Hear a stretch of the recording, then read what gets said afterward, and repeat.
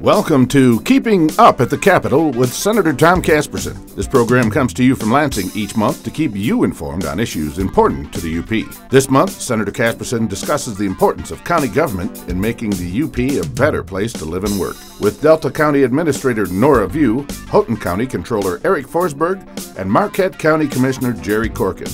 And now let's join Senator Casperson and his guests.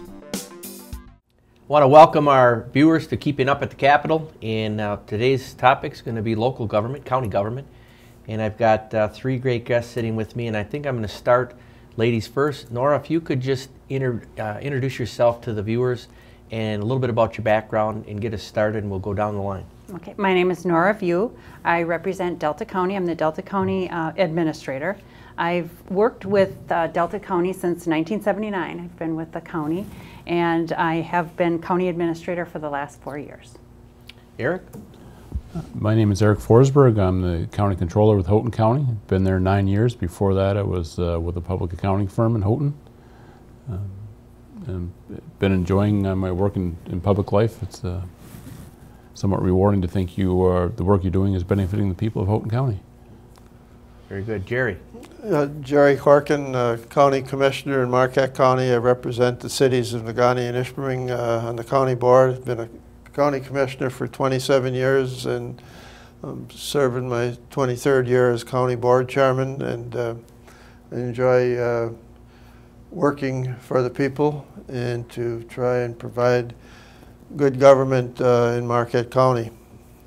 Gerry, I'm going to come back to you. You are probably one of the longest serving guys out there as far as county government goes. I think you're pretty well known across the entire Upper Peninsula. You serve in Marquette County. Your background, you come from the teaching background, but what led you down the path? What got you involved with local government? Well, I guess it probably started in high school. That I served as a class officer in high school and went to Boys State and served as an officer at Boys State, and then went to Northern Michigan University in the field of education. So I always was interested in government from an early age, but I was also very interested in athletics in my younger years. So I was very involved through high school and then in independent sports, you know, well up into my late 30s until I got in a car accident and had a crushed knee, and so I turned to something else that I was very interested in. I was local government, and I've served in local government now for the last 33 years. So it's kind of a transition from sports to local government. Local government. It's still a sport though, right? Yeah. Eric, maybe you could share. A lot of viewers probably have, most people I think have a little inkling of would maybe like to get involved. That's why we want you to share a little bit about what got you involved, why you ran for public office. Well, actually, I'm appointed. Our prior county controller retired. I was approached by one of the board members to see if I'd be interested, and I thought it'd be a nice change from what I had been doing. And as I mentioned earlier, it has been a nice change. It's been nice thinking what you're doing is benefiting the people that you're working for. Nora?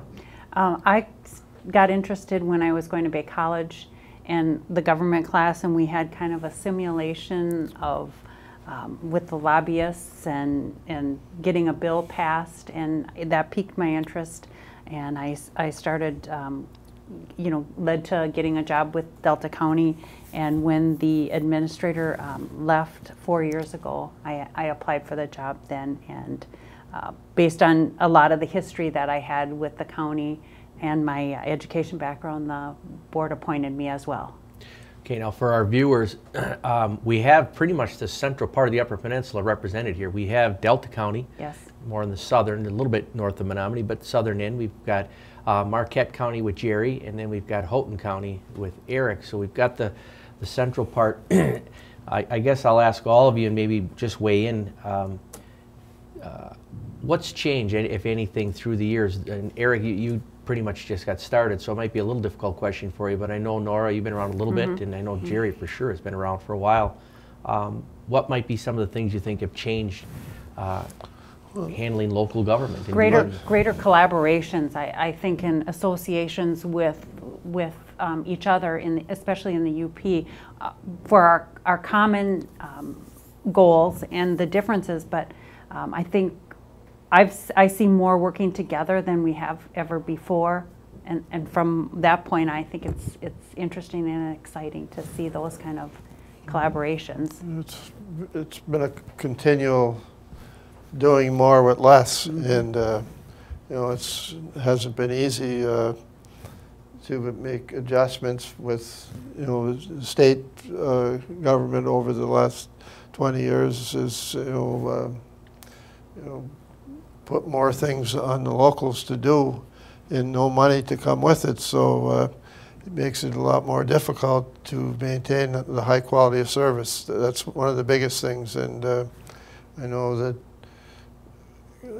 Senator Casperson understands it because he's doing some things to address some of these issues. But that's been one of the biggest problems that I've noticed, you know, in my years on the county board, is continually having to do more with less money. So we've reduced our number of employees when they left, you know, through retirements and that. We haven't replaced them, so we're probably 40 to 50 less employees than we were 10 years ago. So it does affect, you know, services. Some we've been able, through improved use of technology, been able to be more productive employees, but you know, it's a constant challenge to maintain a high quality service when you are continually reducing your numbers.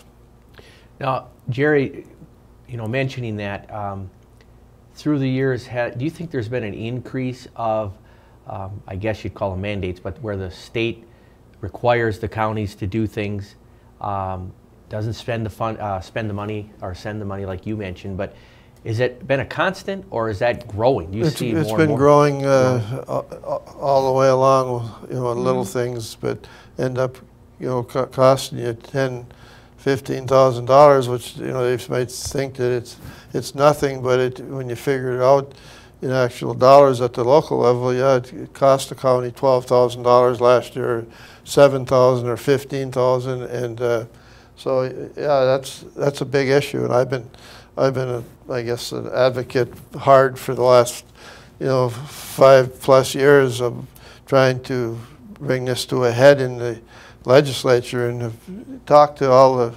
legislators over the years, and you know, I guess we haven't found the right leadership to address the issue, but I know it's one that Senator Casperson is taking a look at, so I appreciate that, because this has been it's a big issue for local government, and it's been a big issue not only for counties but for cities and townships and schools as well. So you know, it's a real significant issue. It affects what we can and cannot do.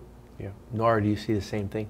I see the same thing, and decreasing revenue, property tax, you know, again, the unfunded mandates, but also different things that are coming, increased legacy costs of pensions and health insurance, and now we have all the uncertainties of the sequestration and the new health care, and so a lot of things still unknown.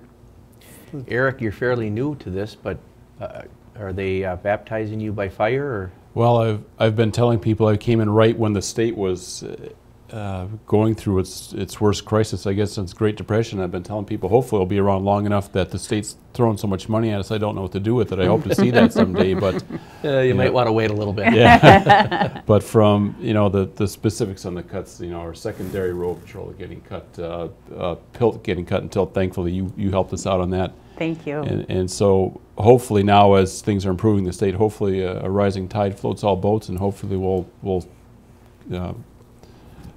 see further increases from the state as their revenues increase. I guess. Go ahead, Gerry. One thing I would like to say is counties, you know, are limited on how they can raise revenue, and you know, even if our property taxes are rising, we can only go up to the rate of inflation or 5% in a year. So there's a significant amount of valuation in counties that you're not receiving tax dollars for. So we're limited on that. And as far as we just don't have the ability to raise revenues in other ways. The only way we can get something funded is by a vote of the people if they want to spend a mil or a half a mil or a quarter of a mil for something. So that's one of the big issues that counties have, is we're very limited in how we can bring in more revenue to meet our service needs. And I think it's probably something that a lot of legislators aren't aware of. I want to touch on a little bit, coming from state government. It's an advantage and disadvantage. The advantage is I get to come down here. The disadvantage is I'm away from home when I do that. But the reason I say that, I want to ask all of you what it's like in the district, because one thing I've noticed with local government, traveling around and going to certain meetings, and Gerry, I've been to your meetings before, and you do a great job handling your committee when you're up there chairing, but your constituents, I would call them the lobbyists, are right there in your meetings. In our case, we have lobbyists and constituents come down, but not as often. And when you hold meetings, you deal with the public at every meeting. A little bit different than what we do. How does that play out for you, and what's it like in town? How do the people contact you? Do they just show up at meetings, or do they call your house, or how do they do that? Nora, you run into that? In our situation, a lot of times they call us and they have specific items that they wish to be on the agenda, so they ask to be on the agenda. There is also 2 sections on the county board agenda where they do get to address the board on agenda items, and then there's a general public comment as well. And so sometimes they just show up too, and so the chairperson has to be flexible and keep the order and get that on. And so just recently we had a really good grassroots movement. Supporting the Second Amendment that was presented to the county board, and that was the most people I think that we've ever seen at a meeting. They were very respectful.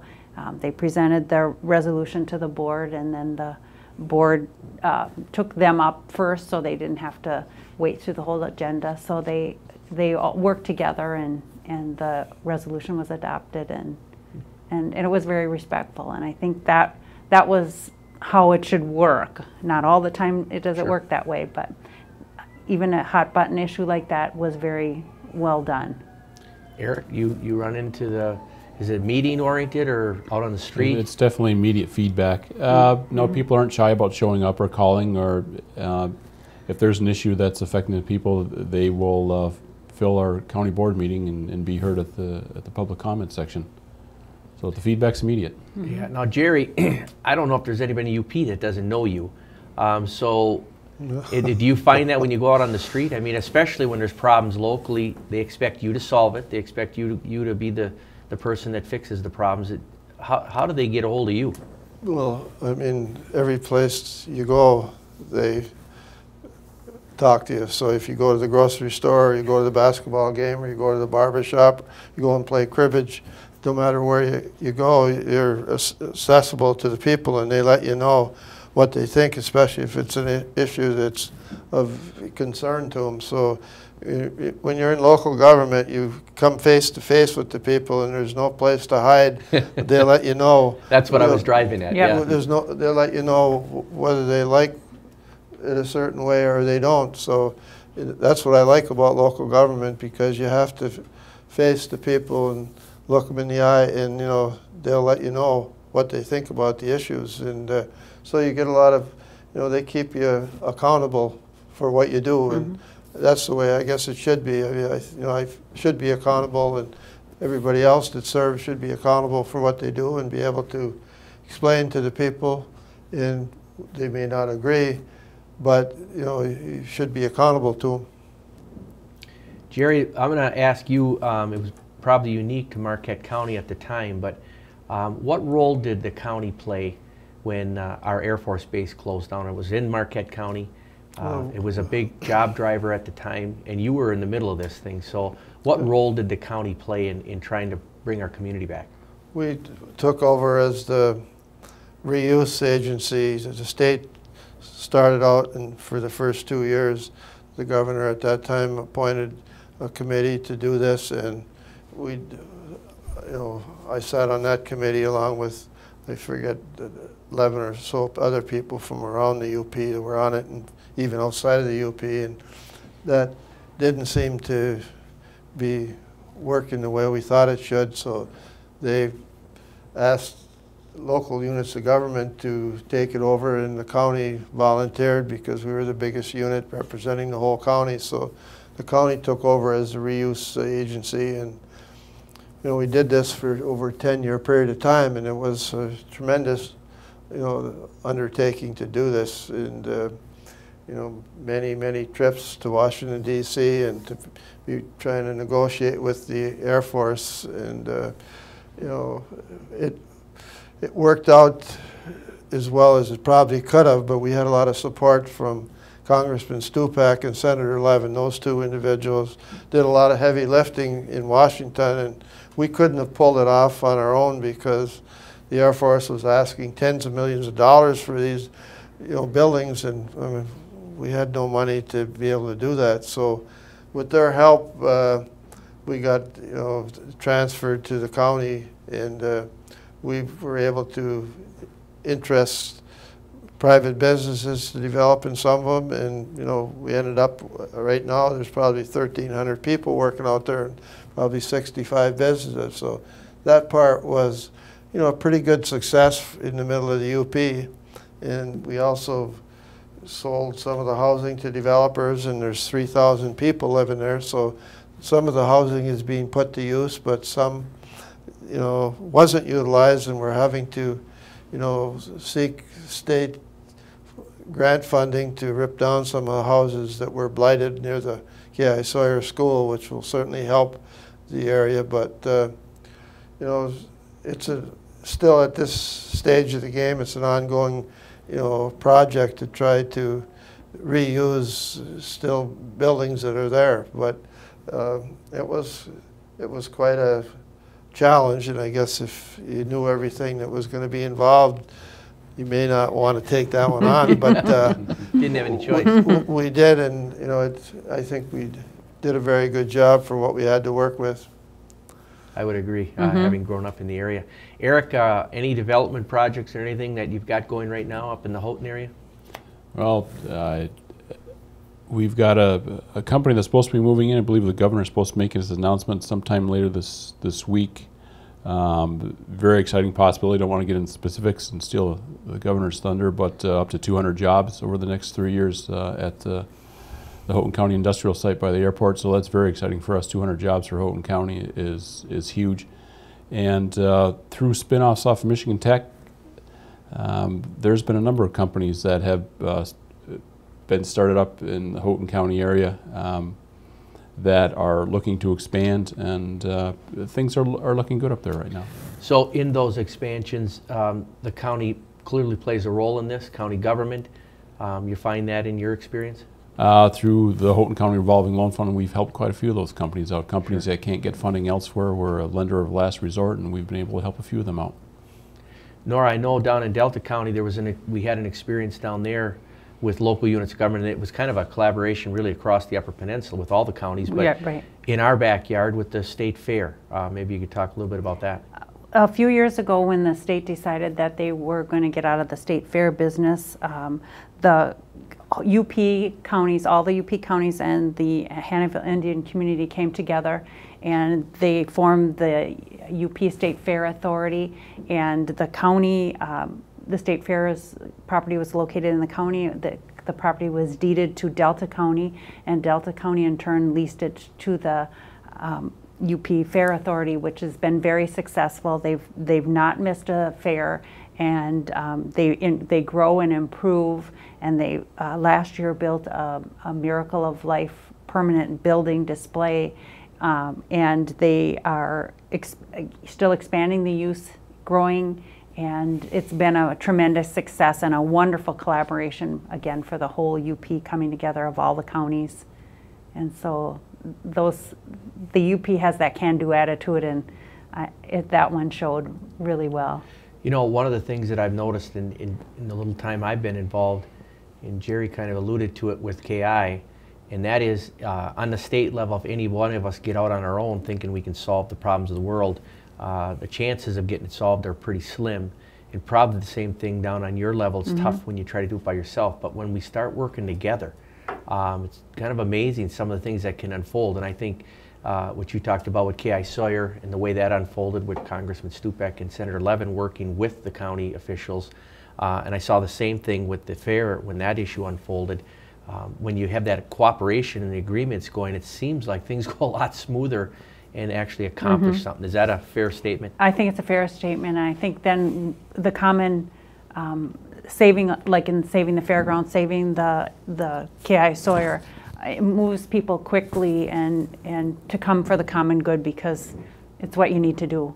Yeah, I totally agree. I mean, you need, nonpartisan support to accomplish worthwhile things. I mean, if it's just going to be some ideology that we're going to disagree on and not really do things to help people, we all lose. So I think that we've been blessed most of the time in the UP with representatives that want to try to do the right things for the people. And you certainly get a lot more done when you take on that approach versus just fight everything because it's a different political party that proposes it.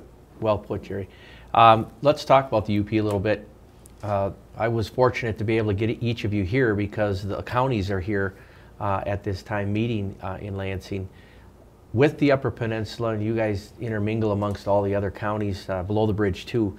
Do you see any differences? Do you see needs in the UP a little bit different than some of the folks deal with downstate, even in your level, the county level? I think there's certainly differences. I think one of the things you've been trying to address with your land issues with the DNR, for example, but when half of the land or more in your counties is state or federal, it greatly affects your ability to pay for services. So I mean, if the private sector ownership is paying $6 an acre and the state is paying 58 cents or $1, you can see how it affects the ability to provide services in the UP. So that's one major difference between the Upper Peninsula and the Lower Peninsula, is the ability to generate revenue for counties, the schools, and townships in the cities is through the state and federal land. So I was very happy to see the work that you've done on that issue to increase the PILT for the UP as well as to cap the land and not just let them keep buying more land and erode our tax base, because that's what we depend on to provide services. Without that, I mean, we're dead. We can't provide the services if we don't have some revenue to come in. Right. I was astounded when your staff member Marty mentioned that Baraga County only taxes 1/3 of all land in their county. The rest is federal, state, tribe owned.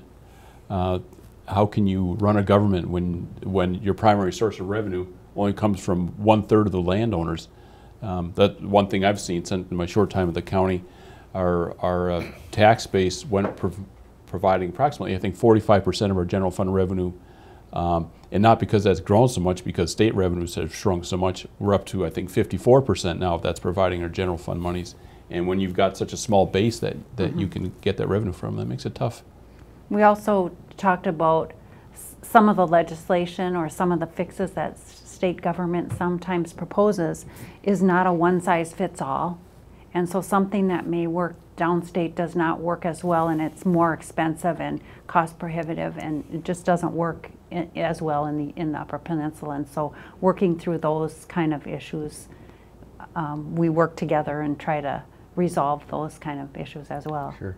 Do all of you, do you sense at times that maybe the legislature is reactionary to, say, a given problem somewhere, and then all of a sudden legislation gets passed, and then lo and behold, is that maybe where some of the mandates come from? Yes. That kind of stuff. Yes. Have you experienced that? Yeah, yes, I think so too. Yeah, this indigent defense item that's come up. Every county in the state's going to get penalized for an issue that's probably a southeastern Michigan problem. So it's very discouraging, and that's certainly not the only case. But yeah, this one-size-fits-all just doesn't work. With a state so as diverse as Michigan, it just doesn't work. I would say that I would totally agree, and you got to think through things a lot better than just a knee-jerk reaction to solve something that might have been unfair somewhere. That you should zero in and see that it's corrected in the jurisdiction where it occurs, and not just pass legislation that's going to affect all 83 counties. Maybe we could talk briefly, Gerry brought it up, with the land issue, as long as we're talking about some of the land issues, the land cap bill. I think it would be fair to say that I don't think any of us want to see all the state land gone. We enjoy using the state land for recreational purposes. But at the same time, I know I've tried to strike a balance with this thing, and it seems like that's one of the areas where northern, lower, and the upper peninsula for sure really has the lion's share of the weight and the burden that comes with the maintenance of all this land. The other side of it too that I've been concerned about, and I don't know if maybe you could weigh in some areas if you've seen this, and that's it's one thing to have the land and then be able to enjoy it, but I've also found that in many cases we restrict it. So local units of government are trying to promote activity in their communities, only to find that in some cases it gets limited as to what we can do with it, which is, to me, it's almost a double problem. You got the taxation problem, the revenue problem, where you're asked to provide services to your community, yet you're at a disadvantage because of the tax base. And then trying to build that tax base up through business activity, we get restricted. Fair? Yes, I think, if you're trying to develop some property or contiguous property to state land, and you assume that you can do some things, and all of a sudden, again, you're found, that it's motorized, non-motorized. There's a lot of different restrictions that come about that you weren't prepared to deal with at times. So it makes it a little bit difficult. If you could work together to get some explanations, or what is the ultimate goal or the long-term goal on the property, that a lot of times we never know what they are. Sure. We're going to hope to be working with the state soon. Houghton and Keweenaw County just formed a recreation authority where we hope to at least get easement on all the trails that are going through our county. It's a huge item for us. The winter sports, cross-country skiing, snowmobiling, certainly. They fill up the hotels and the restaurants and the bars in the winter. We need to be able to keep those trails open, and so we're going to be looking to work with the state over the next few years once this authority is formed, and hopefully they'll be cooperative with us in being able to guarantee the existence of those trails for years to come. And we have a lot of groups that are interested in developing the trails or cleaning the trails or maintaining the trails, and there's a lot of restrictions from the state on using the volunteers and the groups to be able to do that, and that's kind of detrimental to trying to benefit both the state and the county. Well, we're out of time, so I want to thank everybody for coming today and doing this program with us, and thank you to our viewers for taking time to listen in to what's up in the Upper Peninsula. So thank you, and thank you for your service. Thank you for having us. Thank you for yours. I guess in finishing up, I'd like to thank Senator Casperson for his work on the severance tax, which greatly affects Marquette County. And if it wasn't for Senator Casperson's efforts, we would have had a bill that was very unfair to the UP and to schools and townships in the county of Marquette. It was through his efforts that we ended up with a much fairer bill that will affect the people for the next 100 years in Marquette County. Thanks, Gerry. There's an example of us working together, though. I think everybody pulled out the stops together. So thank you. Thank you. Thank you.